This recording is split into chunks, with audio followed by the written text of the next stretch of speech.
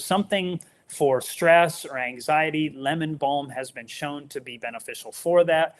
As I mentioned already, hops tea can do the same thing, except for it can also help you fall asleep. So you might not want to take that right before, getting on the road and driving or something like that, but you could do it before bed.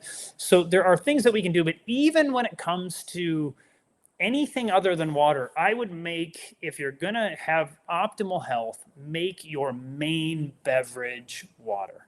Water is one of the best things you can do. And I guess once again, they'll come to, what about, do you want to use just filtered water, reverse osmosis? Do you want distilled water?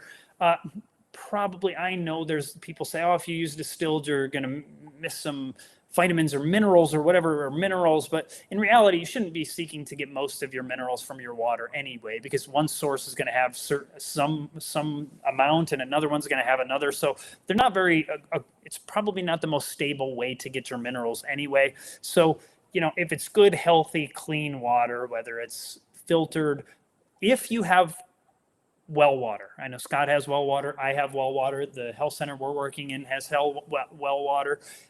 And I would filter your water, especially with well water, even if it's like mine was, super good tasting water at home. So you think, who cares? We had it tested. It was fine.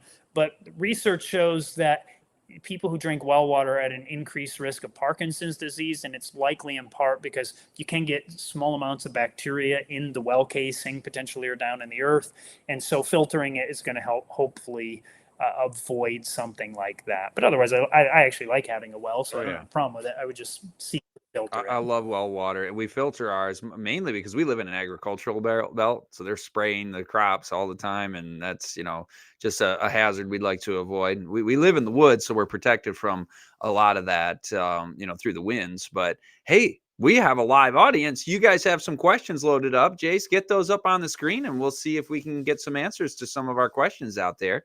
Diana Sotomayor says, "What about coconut water, Chad, when you're dehydrated?"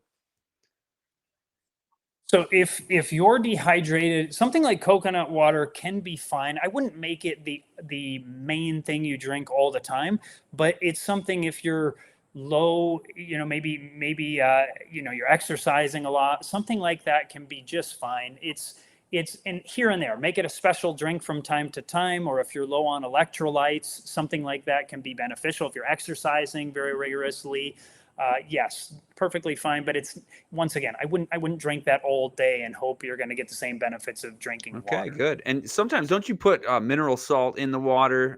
If you're just drinking water and you're afraid of the electrolytes draining, put some Celtic sea salt in there. Yeah, so I have a unusual, and there may be some people listening along or watching along today that have the same thing. It's not super common.